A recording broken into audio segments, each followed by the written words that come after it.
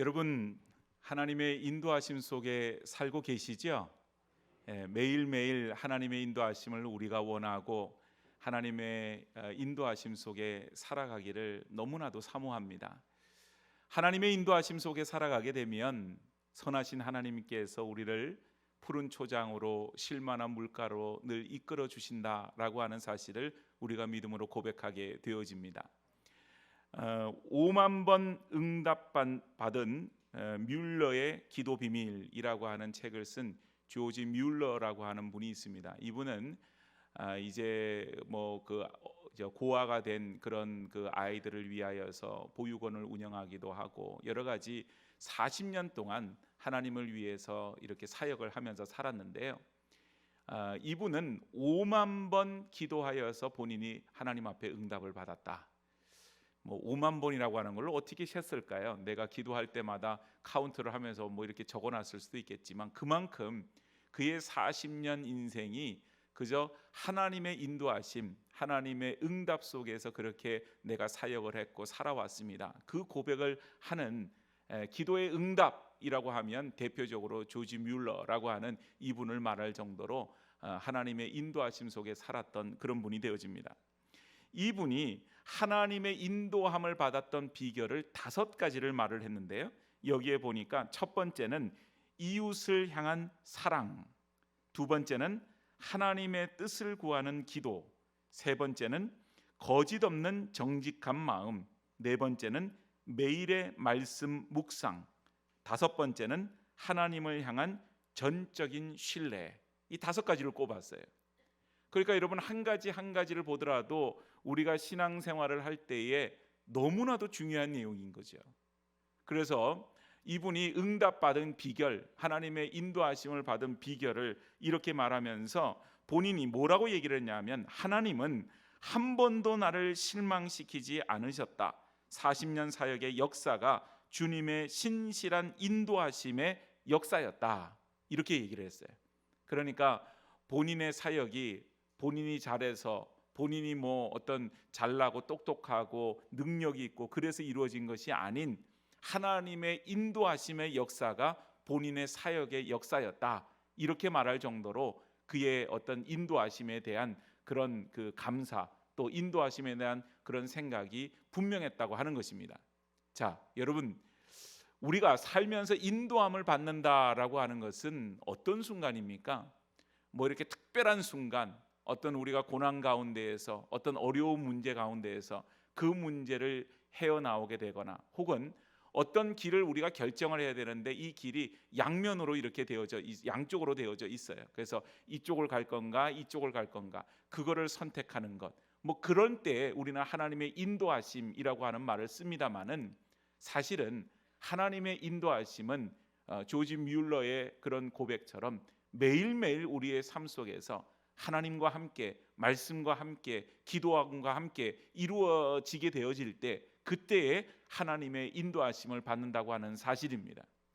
그래서 우리의 삶이 그러지를 못하게 되니까 하나님의 인도하심 아래에서 우리는 막 헷갈려요. 어떤 길을 놓고 이것이 하나님의 인도하심인가? 이것이 하나님의 인도하심인가? 어떤 길로 가야지? 어떤 선택을 해야지 하나님의 인도하심으로 갈 것인가? 거기에서 우리가 혼란함을 갖게 되어진다고 하는 것입니다. 또한 어떤 때에는 하나님 앞에 이렇게 기도하기 위해서 그 인도하심을 받기 위해서 기도하는데 하나님께서 아무런 응답을 안 하시는 것 같은 거예요.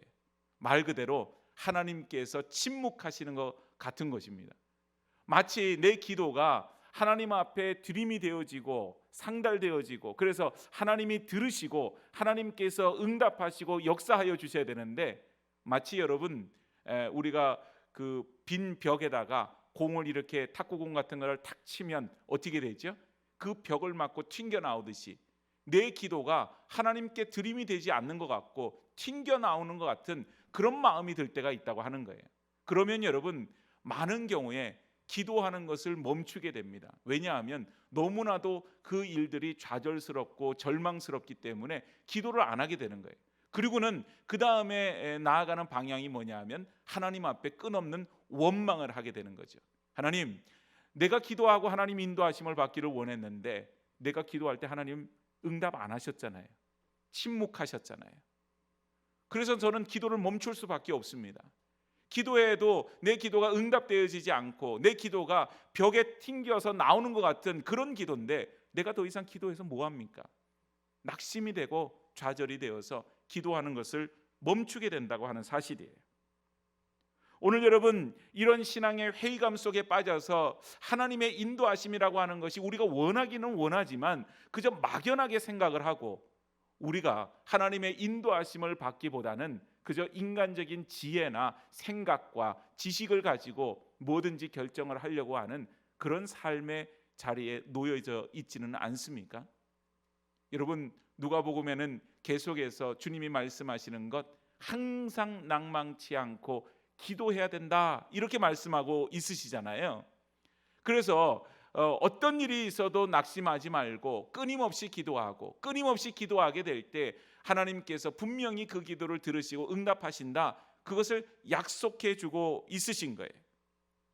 여러분, 영국과 프랑스가 100년 전쟁을 벌였는데요, 이제 프랑스가 상당히 좀 밀렸던 모양이에요, 영국에. 그런데 그때 이 프랑스를 그 전쟁의 위기에서 구해낸 한 여성이 있었습니다.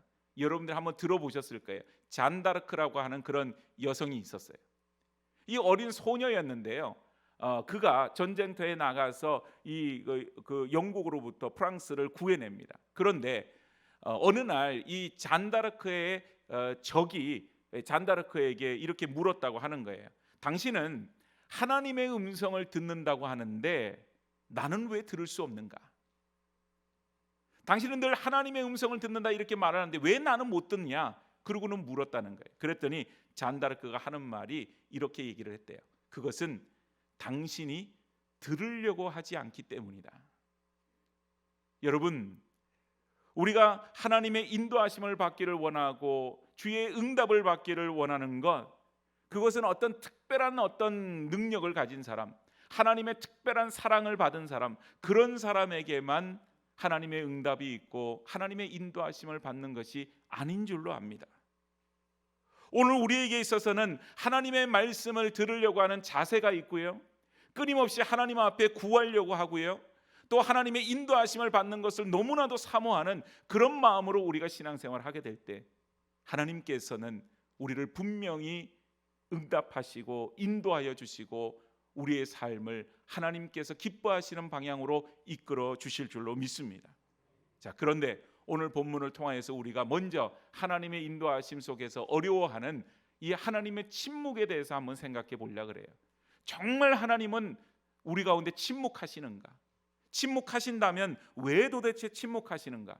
그리고 때로는 하나님이 침묵하신다고 느낄 때 우리는 무슨 생각을 하냐면, 내가 하나님의 사랑을 못 받고 있구나, 하나님이 나를 미워하시는구나, 싫어하시는구나, 하나님이 나를 좀 멀리 하시는구나, 그런 생각을 할 때가 있는데, 정말 하나님이 우리를 미워하시고 싫어하시기 때문에 침묵하시는가? 하나님 말씀 통하여서 하나님의 침묵에 대한 말씀을 함께 나누어 보고자 합니다. 첫 번째는 하나님은 침묵하실 때가 있어요. 하나님은 침묵하십니다. 오늘 보면 3절 말씀을 보면요, 3절 말씀에 이렇게 토로합니다. 우리가 금식하되 어찌하여 주께서 보지 아니하시오며 우리가 마음을 괴롭게 하되 어찌하여 주께서 알아주지 아니하시나이까. 심지어는 금식해요.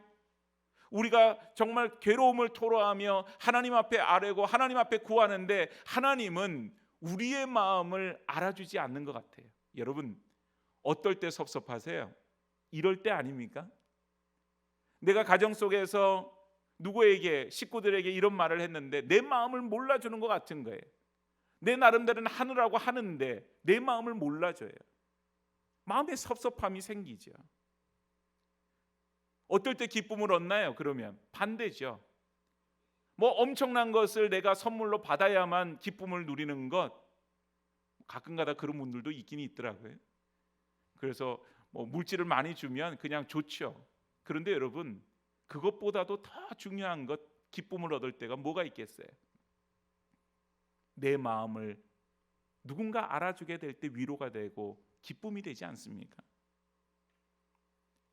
오늘 여러분, 우리가 하나님 앞에서 정말 우리의 마음을 알아주기를 원하고 금식하며 하나님 앞에 간구하는데 하나님이 내 마음을 몰라주는 것 같아요. 몰라서 모르는 게 아니고 몰라주는 것 같은 생각이 드는 거예요. 그때 우리는 깊은 좌절감 속에 빠지게 되어집니다. 오늘 우리 가운데 많은 문제가 있지 않아요? 가정의 문제가 있고, 경제적인 어려움이 있고, 자녀의 문제가 있고, 내 신앙의 문제가 있고, 내 삶의 어려움이 있고, 여러 가지 문제를 가지고 하나님 앞에 금식하며 기도하며 작정하며 기도합니다. 그런데 하나님께서 내 생각처럼 응답지 않으세요. 응답지 않으실 뿐만 아니라 침묵하고 계신다고 생각할 때가 있어요. 그때 우리는 마음이 어렵죠. 그리고는 원망하게 됩니다. 오늘 본문 3절과 4절 말씀에 하나님께서 이렇게 말씀하십니다. 너희가 금식하는 날에 오락을 구하며 온갖 일을 시키는도다. 보라, 너희가 금식하면서 논쟁하며 다투며 악한 주먹으로 치는도다. 너희가 오늘 금식하는 것은 너희의 목소리를 상달하게 하려는 것이 아니니라. 여러분, 우리가 기도하는 것이 우리의 목소리를 하나님 앞에 그냥 올려드리고 우리의 뜻대로 응답받는 것이 기도의 목적인가요? 아니라고 그래요. 심지어는 금식하는 것이 우리의 목소리를 더 힘있게 하나님 앞에 전달하기 위해서 하는 것입니까? 아니에요. 여러분, 옛날 어른들이 그러잖아요. 어떤 일을 할 때 밥 많이 먹어라. 밥 많이 먹고 힘내서 그 일 잘 해봐. 밥을 많이 먹고 힘을 내서 그 일을 하라 그래요. 근데 금식은 거꾸로 가는 거잖아요. 음식을 먹지 않는 것이에요. 여러분, 밥을 먹고도 안 되는 일을 밥을 안 먹고 되어지겠어요? 힘이 없는데. 무슨 말을 하고 있는 것입니까? 금식한다고 하는 것은 하나님 앞에 고백하는 거죠. 하나님, 내 힘으로 할 수 없습니다. 내가 밥을 아무리 먹고 내 힘을 내어도 내 능력으로, 내 지식으로, 내 지혜로 일을 할 수 없습니다. 내가 금식하며 나아가는 것은 하나님, 이 문제는 하나님께 달려져 있습니다. 하나님께서 하셔야만 되어집니다. 하나님 앞에 전적으로 맡기는 일이 우리가 금식하며 하나님 앞에 나아가는 것이죠. 그래서 금식할 때는 더 하나님께 집중하는 거예요. 더 하나님께 마음을 드리게 되고 더 하나님만을 의지하는 그런 자세로서 하나님 앞에 금식하는 거예요. 그런데 오늘 말씀처럼 내 목소리를 상달하려고 내 목소리를 하나님께 주장하기 위해서 그 금식을 하게 된다면 그건 여러분 금식 기도가 아니라 뭐가 되냐 하면 단식 투쟁이 되는 겁니다. 오늘 여러분, 우리가 하나님 앞에 기도를 드리고 하나님 앞에 신앙생활 하는 것이 우리의 어떤 것을 얻기 위해서 내 목소리를 하나님 앞에 상달하기 위해서 하는 그런 일들이 아닌 줄로 압니다. 오늘 우리의 금식의 목적은 하나님 앞에 하나님의 뜻을 구하고 그 뜻을 깨닫고 그 말씀 앞에 뜻 앞에 순종하기 위해서 하는 일인 줄로 믿습니다. 오늘 그러기 때문에 금식의 자세를 보니까 오늘 3절에 이런 얘기가 있어요. 금식하는 날에 오락을 구하고 온갖 일을 시켰다. 금식하는 날에 막 오락을 해요. 그리고는 종들에게 온갖 일을 다 시켜요. 무슨 말입니까, 여러분? 그 금식이 형식적인 일이 되었다라고 하는 겁니다.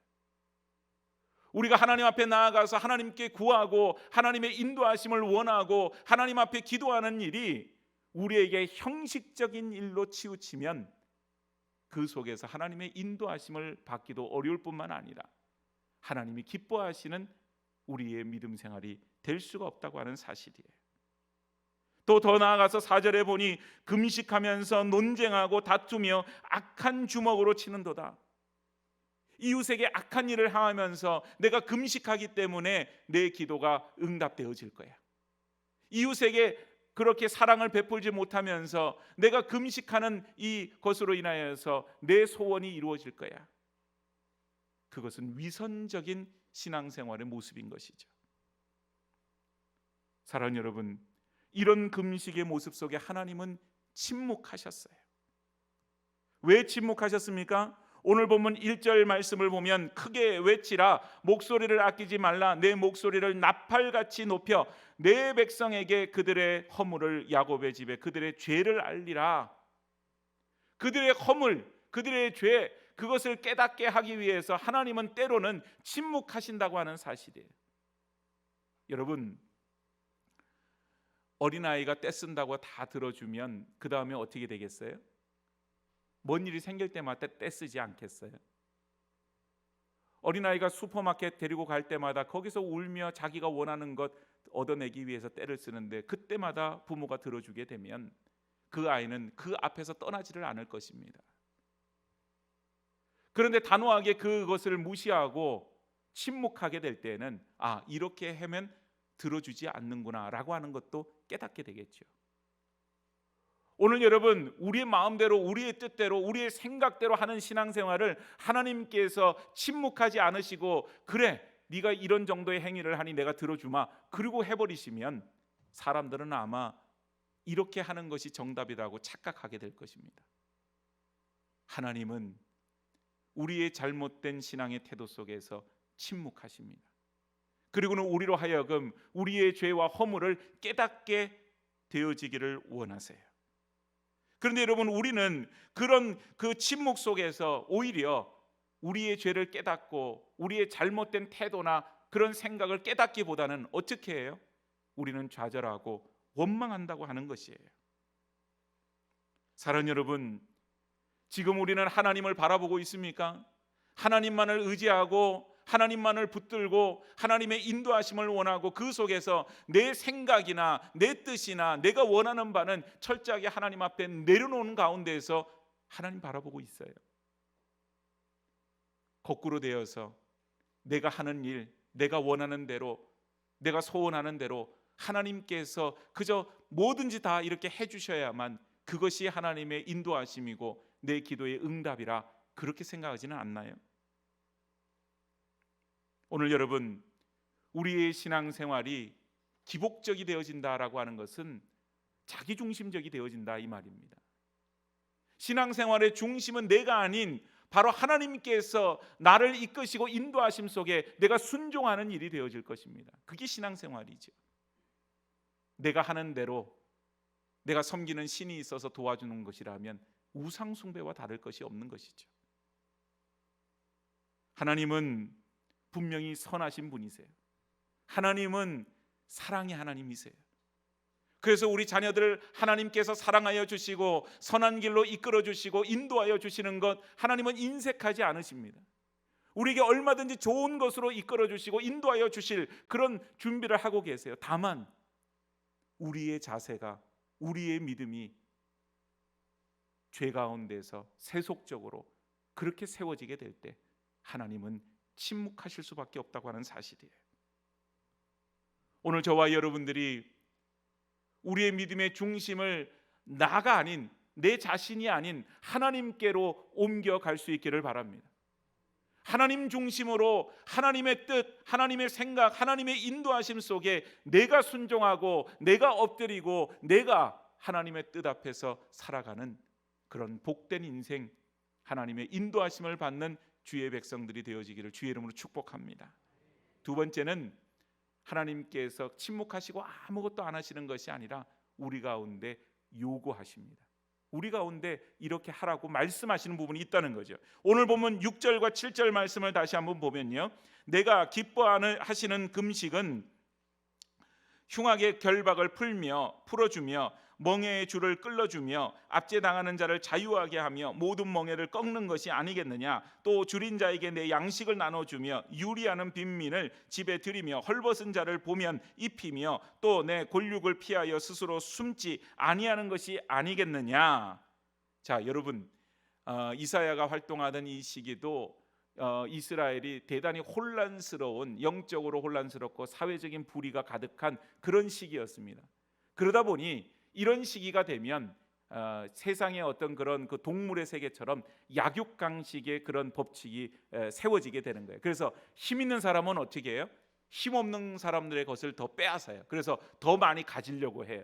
그리고는 약한 사람을 보면 그들을 불쌍히 여기고 돕는 것이 아니라 오히려 더 뺏어가려고 하는 그런 어떤 사회적인 모습이 있다고 하는 것입니다. 오늘 본문을 보니까 심지어 어떤 모습까지 있어요? 내 골육, 내 사랑하는 가족이나 친척을 보고도 모른 채 한다 이 말이에요.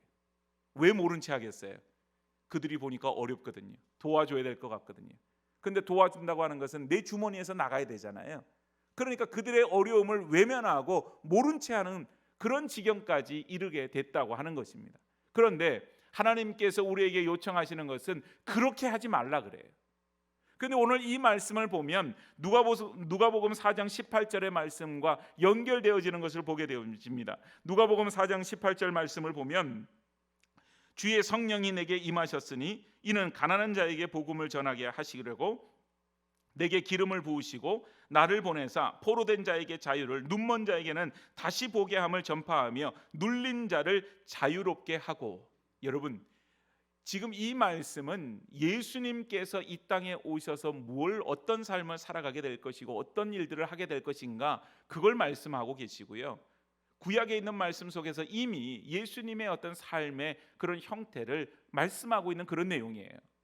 근데 오늘 이 말씀이나 또 우리가 앞에서 보았던 오늘 본문 6절과 7절 말씀이나 비슷한 내용이에요. 여러분, 그 말씀의 핵심은 뭐냐 하면 예수님이 말씀하시는 가장 중요한 율법의 핵심 두 가지가 있습니다. 하나는 하나님을 사랑하라는 겁니다. 하나님 사랑하는 것. 또 두 번째는 뭐냐 하면 또 이와 같이 내 이웃을 내 몸과 같이 사랑하라. 이 두 가지의 어떤 우리 율법 계명이라고 하는 것이 신앙생활의 아주 핵심적인 그런 요소가 되는데, 오늘 여러분 여기에서 말하는 것은 내 이웃을 내 몸과 같이 사랑하라 하신 그 말씀을 중심으로 기초로 해서 실질적으로 너희가 내 이웃들에게 어떻게 대해야 되느냐, 와서 하나님을 사랑한다고 해서 종교적인 행위는 열심히 한다는 거죠. 번제를 드리는 일에도 열심을 해요. 하나님 앞에 제물을 드리는 일에도 열심을 해요. 모든 것에다 열심을 하는데 너희가 이웃에 대해서는 어떻게 하고 있느냐? 여러분, 사람들이 왜 종교적인 일에 열심을 낼까요? 그 당시에 이웃에 대해서는 이렇게 막 핍박하고 무관심하고 외면하는데 왜 유독 종교적인 그런 행위에 있어서만 열심을 낼까요? 그 일을 통하여서 내가 더 많은 복을 받기를 원하기 때문입니다. 이기적인 신앙의 반론거죠. 그래서 여러분, 하나님께서는 우리에게 적극적으로 요청하세요. 너희가 금식 기도를 하고 너희가 하나님 앞에 번제를 드리고 너희가 하나님 앞에 제물을 드리고 그거 다 중요하지만 그것 속에서 더 중요한 것, 또 같이 생각해야 될 것, 내 이웃을 내 몸같이 사랑하라. 이웃사랑에 대해서 잊어버리면 안 된다는 거예요. 그 마음을 가지고 금식하고 그 마음을 가지고 예배하고 그 이웃사랑의 마음을 가지고 하나님을 섬길 것을 우리에게 요청하고 있습니다. 예수님이 땅에 오셨을 때 병든 자들, 고난당하는 자들, 괴로움에 처한 자들과 함께 하기를 기뻐하셨어요. 그들을 결코 외면하지 않으셨습니다. 오늘 여러분, 많은 사람들이 이웃의 그런 고통과 어려움에 대해서 무관심할 때가 점점 많아지지 않습니까? 특별히 사회가 도시화가 되고 발전이 되면 될수록 우리 옆집에 누가 사는지, 우리 옆집에서 어떤 어려움을 겪고 있는지, 심지어는 사람이 죽어가도 알지 못하는 경우들이 많이 있어요. 여러분, 우리 사회 속에서만 그런 일이 일어나나요? 아니에요. 우리가 늘 성도 안에서 서로 사랑하라, 서로 교제하고 서로 함께하라, 그것을 우리가 얘기하지만 성도 간의 어려움, 그런 힘든 상황들을 우리가 외면할 때가 많이 있습니다. 모를 때가 많이 있어요. 무관심할 때가 너무 많이 있다고 하는 사실입니다. 오늘 여러분, 할 수 있는 대로 우리 신앙의 중심은 하나님 앞에 드리는 예배가 되어져야 돼요.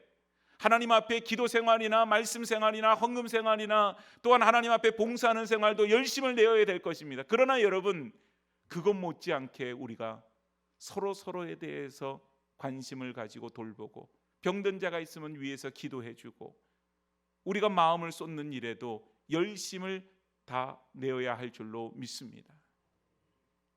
오늘 여러분, 저는 참 감사한 일이 있어요. 우리 평강교회에서 이렇게 사역을 하는 것이 얼마나 감사한지 몰라요. 왜 감사하냐 하면 그래도 우리 교우들 한 사람 한 사람 제가 이렇게 섬길 수 있는 그런 어떤 규모가 되기 때문에 그래요. 너무 교회가 커서 말 그대로 누가 누군지도 모르는 그런 상황이 되면, 누가 아프거나 누가 문제가 생기거나 목사가 그걸 전혀 모르는 가운데 목회를 한다, 그건 참 슬픈 일이 될 것 같아요. 사랑하는 여러분, 오늘요 우리가 이 크지 않은 교회 속에서 함께 이렇게 예배를 드려요. 예배 공동체라 그래요. 신앙 공동체라 그래요. 공동체라고 하는 것은 한 마음과 한 뜻으로 서로 간에 가족처럼 지체처럼 연결되어져 있는 것입니다. 서로 누가 안 나오면은 그분이 왜 안 나오는지 전화 한 통화라도 하고, 그분이 어디 아픈지 관심을 기울이고 서로 간에 살피는 그런 일들이 분명히 있어야 될 줄로 믿습니다. 앞으로 여러분 이제 예배드릴 때 곧 뭐 마스크를 벗을 날이 오겠죠. 언젠가는 오겠죠. 곧 올런지 뭐 언제가 될런지 알 수 없지만 오겠죠. 저는 예전에 그런 경험이 있어요. 마스크를 쓰지 않고 예배드릴 때 강대상에 탁 서서 우리 교우들 얼굴을 쫙 보면요, 얼굴만 이렇게 봐도 저분이 오늘 좀 보니까는 뭔가 조금 기분이 안 좋거나 집에 뭔 일이 있는 것 같아, 얼굴에 표시가 나는 분들이 있어요. 지금은 여러분 눈밖에 안 보여서 제가 몰라요. 근데 이제 다 벗으면 그게 보여요. 그게 딱 보면 저분이 평소와 좀 다르구나. 그러면 전화를 하거나 또 거기에 뭐 구역장에는 누굴 통해서 알아보거나 살피고 또 문제가 있으면 신방하고, 그런 일들이 참 저에게 좋은 그런 그 시간들이었어요. 지금 그런 일들이 잘 안 되니까 참 답답하죠. 오늘 여러분, 제가 다 못한다 할지라도 여러분들 구역이든 또 여러분이 속해 있는 기관이든 또 봉사하고 있는, 섬기고 있는, 뭐 찬양되면 찬양대, 찬양팀이면 찬양팀, 또 교회학교 교사면 교사, 그 그룹 속에서 서로에 대해서 결코 무관심하지를 않기를 바랍니다. 서로에 대해서 관심을 가지고 서로에 대해서 사랑하는 마음을 가지고 서로를 위해서 기도하고 서로를 위해서 섬기는 그런 사랑의 공동체, 신앙의 공동체, 예배의 공동체가 우리 평강교회 되어지기를 축복합니다. 오늘 여러분, 세상 속에서 우리가 하나님을 믿는 사람으로 살아간다는 것이 결코 쉽지 않잖아요. 그저 우리가 여러분 주일이 되면 와서 예배드리고 성경책 끼고 다닌다고 해서 신앙생활의 전부가 아니지요. 세상 사람들은 믿는 사람들인 우리를 향해서 요구하고 있는 것이 많이 있어요. 요즘 여러분 기독교가 많이 욕을 먹잖아요. 세상으로부터, 그죠? 욕을 많이 먹어요. 그런데 여러분, 욕을 많이 먹는다고 하는 것이 꼭 나쁜 것만은 아니에요. 왜냐하면 그분들이 우리를 향한 기대치가 있기 때문에 그런 거예요.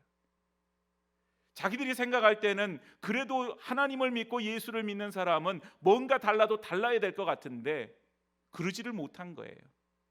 사랑하지 못하고 똑같은 세상 사람들과 같은 모습으로 살아가게 되니 자기들이 생각할 때 그게 화가 나는 거예요. 달라야 되는데 왜 다르지 못하느냐. 그리고는 비난하고 손가락질을 하죠. 오늘 여러분, 우리는 믿는 사람으로서 이 세상을 살아가면서 하나님 앞에서 하나님의 백성으로 예수 그리스도의 제자로 살아가는 것은 우리의 어깨에 무거운 짐을 지고 그저 이 의무를 내가 어떻게든 달성해야 되겠다, 그런 마음으로 살아가는 것 아닙니다. 하나님 말씀하시는 것 그저 순종함으로 살아가는 시간들이에요. 사랑하라, 순종하는 거죠. 기도하라, 순종하는 것이죠. 예배하라, 거기에 순종하는 것이죠. 오늘 여러분, 우리는 하나님의 뜻에 순종하는, 하나님의 요구사항, 하나님의 요청사항에 대해서 우리가 순종함으로 나아가게 될 때, 그때 하나님은 우리에게 크신 사랑과 은혜로 또 응답으로 인도하심으로 더해 주실 줄로 믿습니다. 그래서 여러분, 마지막 세 번째는 하나님의 약속이 있어요. 하나님 약속하신다는 거죠. 오늘 두 가지의 약속을 특별히 해주시는데 오늘 9절 말씀 가운데 부분이 있습니다. 내가 부를 때에는 나 여호와가 응답하겠고 내가 부르짖을 때에는 내가 여기 있다 하리라. 여러분, 앞에서는 하나님이 침묵하셨잖아요. 하나님 말씀하지 않으시는 거예요. 응답하지 않으시는 거예요. 그런데 이제는 하나님이 부를 때 하나님이 응답하시고 부르짖을 때 나 여기 있어. 그리고는 하나님이 우리 가운데 말씀하여 주세요. 오늘 우리가 기도할 때 하나님께서 그 기도의 자리에서 정말 우리 가운데 함께 하시고 우리의 기도에 귀를 기울여 주시는 것, 우리 가운데 얼마나 커다란 은혜가 되고 그것이 위로가 되고 힘이 되어지는지 모릅니다. 사랑하는 여러분, 오늘 우리가 순종하는 삶은 이런 복을 받아요.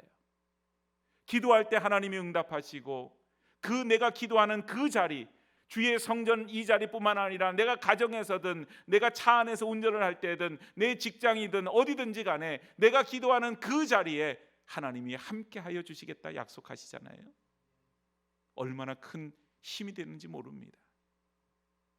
그 말은 우리의 삶에 언제 어디서든지 하나님이 동행하여 주시고 이끌어 주시는 거예요. 하나님이 우리의 손을 붙잡아서 우리의 삶을 이끌어 주시는 거예요. 오늘 우리가 원하는 삶이요, 우리가 사모하는 삶이 그 삶 아닙니까? 주님, 나는 내가 한 치 앞도 내다볼 수 없는 그런 참 연약하고 불쌍한 인생인데 하나님 그 어둠 속에서 내 손을 붙잡아서 이끌어 주신다면, 그저 내가 어려울 때 그 기도의 자리에서 무릎 꿇고 엎드려서 울며 하나님 앞에 기도할 때 하나님께서 침묵하거나 외면치 아니하시고 내 기도를 들어주시고 우리 가운데 응답하신다면, 하나님이 그 기도의 자리에 계셔 주시기만 한다면 우리에겐 더할 나위가 없는 것이죠. 두 번째는요, 11절 말씀을 보니까 이런 말씀을 해요. 여호와가 너를 항상 인도하여 메마른 곳에서도 내 영혼을 만족하게 하며 내 뼈를 견고하게 하리니 너는 물된 동산 같겠고 물이 끊어지지 아니하는 샘 같을 것이라. 아멘. 그 메마른 곳에 물된 동산 같겠고, 여러분 그 메마른 곳에 풀도 자랄 수 없는 그 뜨거운 곳에요, 참 물이 뿌려지게 되면 거기에 파릇파릇한 생명들이 솟아나겠죠. 그리고는 끊이지 아니하는 샘물처럼 우리가 퍼서 먹고 또 퍼서 먹어도 근심하지 아니할 정도로 끊이지 않고 나오는 그 샘물, 이 세상에서 우리의 생명수와 같은 그와 같은 우리에게 은혜를 주신다고 하는 거예요. 오늘 여러분, 이와 같은 것들이 그저 우리의 생각 속에서 이루어지는 것 아닙니다. 하나님과 우리가 함께하기를 힘쓰고 하나님이 우리의 삶을 이끌어 주시는 그 은혜 속에 있을 때에 이런 복을 받게 되어지는 것이죠. 여러분, 하나님과 교제하기를 그래서 힘써야 하는 것입니다. 남녀가 만나 연애를 해도요, 함께하는 시간이 많아야 돼요. 그저 생각으로만 연애할 수 없잖아요, 그죠? 그저 함께하는 시간들이 많고 함께 밥을 먹고 함께 시간을 보내고 함께 대화를 하고 그렇게 될 때 가까워지게 되는 것처럼, 오늘 하나님께서 원하시는 것이 뭐겠어요? 우리가 하나님의 백성이 되어지고 하나님께서는 우리의 하나님이 되어주시는 것, 그거 정말 원하시는데, 그 친밀한 관계를 원하시는데, 하나님은 우리에게 한 발짝 다가오면 우리는 뒷걸음쳐 물러갑니다. 그리고는 자꾸 도망가요. 오늘 여러분, 하나님과 깊은 관계, 친밀한 관계를 통하여서 하나님이 기뻐하시는 일들, 그 일들 가운데 우리의 마음, 하나님의 마음을 같이 공유하는 그런 마음을 가질 수 있기를 축복합니다. 오늘 여러분, 우리의 삶에 여러 가지 관심사가 많아요. 세상적인 관심사 없을 수 있습니까? 세상에서 살아가는데 우리에게 좋은 집도 원하고 우리에게 좋은 것들이 다 필요하고 원하잖아요. 우리의 자녀들이 잘 되고 우리의 가정이 복을 받고 다 잘 되는 것, 그거 원하는 것 자체가 문제가 아니에요. 다만 우리의 관심사가 그 안에만 머물러 있다고 하는 것입니다. 하나님께서 우리에게 관심을 갖고 계시는 것, 그거에 대해서는 도통 관심이 없어요. 여러분 생각해 보세요. 자녀가 있는데 부모가 원하는 것에 대한 관심이 없어요. 그리고 지가 원하는 것만 관심이 있어요. 그러면은 여러분, 부모 마음이 어떻겠습니까? 오늘 우리의 마음, 우리의 관심사, 그것을 넘어서서 하나님의 마음이 어떠신지, 하나님의 관심사가 무엇인지 그것도 생각해 볼 수 있는 믿음의 사람들 되어지기를 축복합니다. 그래서 친밀한 관계를 유지하고 우리가 기뻐하는 것뿐만 아니라 하나님 기뻐하시는 일이 뭔지 그것도 생각하고 그런 가운데 나아가게 될 때, 여러분, 하나님은 침묵지 않으세요. 오늘 하나님과 멀리 떨어져서 그 관계가 멀어지게 되니 하나님 하고 불러도 하나님이 때로는 가만히 계시는 거예요. 다가오기를 원하시는 거죠. 오늘 하나님께서 그와 같은 모습을 보이신다고 해서 하나님이 우리를 미워하시거나 우리를 버리시거나 우리 가운데 정말 침묵하기를 원하시는 것이냐? 그러지 않아요. 하나님은 때로는 침묵하는 모습처럼 보일 때가 있지만 그 침묵을 통해서도 말씀하고 있는 것입니다. 오늘 여러분, 우리가 하나님 앞에 서 있어야만 합니다. 하나님 앞에서 믿음 생활해야 되고 하나님의 마음, 하나님의 관심사, 하나님의 생각, 거기에 우리의 마음을 좀 두어야 돼요. 그렇게 되어질 때 하나님의 약속의 말씀처럼 바로 우리가 기도하는 그 자리에 하나님이 함께하여 주실 것이고 우리의 삶이 물된 동산과 같이 끊어지지 아니하는 그런 샘과 같은 그런 축복을 받게 되어질 줄로 믿습니다.